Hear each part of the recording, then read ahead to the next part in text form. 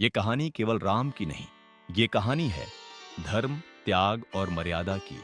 ये है रामायण। जब धर्म के मार्ग पर चला गया राम और अयोध्या में केवल शोक शेष रह गया। श्री राम के वनगमन के बाद अयोध्या नगरी का तेज मानो बुझ सा गया था। जहां कभी हंसी और उत्सव हुआ करते थे, वहां अब केवल मौन और आंसू रह गए। राजा दशरथ के निधन के पश्चात पूरा महल शोक में डूबा हुआ था। माता कौशल्या की आंखों से आंसू रुकने का नाम नहीं ले रहे थे और माता सुमित्रा मौन धारण किए अपने भाग्य को स्वीकार कर चुकी थी।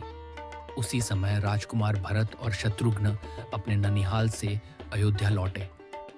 लेकिन जैसे ही उन्होंने अयोध्या के सूने द्वार देखे, उनका हृदय कांप उठा।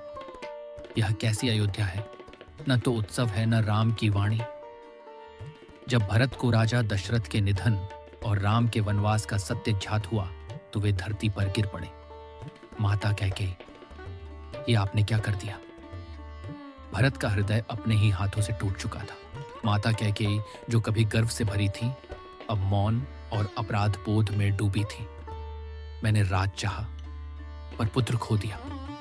उनकी आंखों से आंसू बह रहे थे, पर अब बहुत देर हो चुकी थी। सभा में भरत को राजा बनने का आग्रह किया गया, पर भरत ने स्पष्ट शब्दों में कहा, राम ही मेरे राजा हैं, मैं उनका सेवक हूं, सिंहासन नहीं चाहता। भरत ने राम को मनाने का निश्चय किया। मैं उन्हें वापस लाऊंगा या स्वयं वन में रहूंगा, पर अन्याय स्वीकार नहीं करूंगा। और इसी संकल्प के साथ भरत की यात्रा वन की ओर आरंभ होती है। अगले भाग में जानिए, क्या भरत श्री राम को अयोध्या लौटा पाएंगे या धर्म का मार्ग फिर एक परीक्षा लेगा। जय श्री राम।